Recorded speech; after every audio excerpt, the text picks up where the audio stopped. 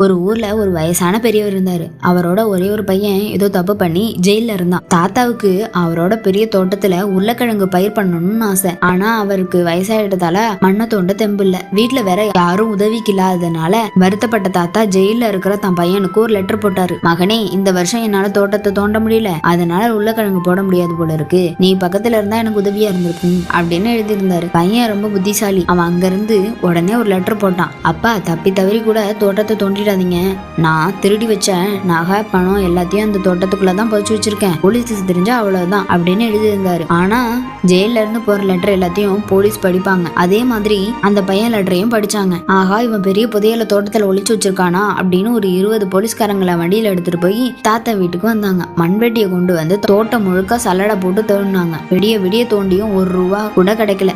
அந்த பையன் நம்மளை ஏமாத்திட்டான் அப்படின்னு சொல்லி போலீஸ் கோவமா கிளம்பிட்டாங்க. மறுநாள் பையன்கிட்ட இருந்து ஒரு தாத்தாவுக்கு இன்னொரு லெட்டர் வந்துச்சு. அப்பா, இப்ப போலீஸ்காரங்க தோட்டத்தை நல்லா தோண்டி இருப்பாங்கன்னு நினைக்கிறேன். இனிமே நீங்க கஷ்டப்படாம உருளைக்கிழங்கு நட்டு வைங்க. என்னால அங்க வந்து உதவி பண்ண முடியாது. அதான் இந்த ஐடியா.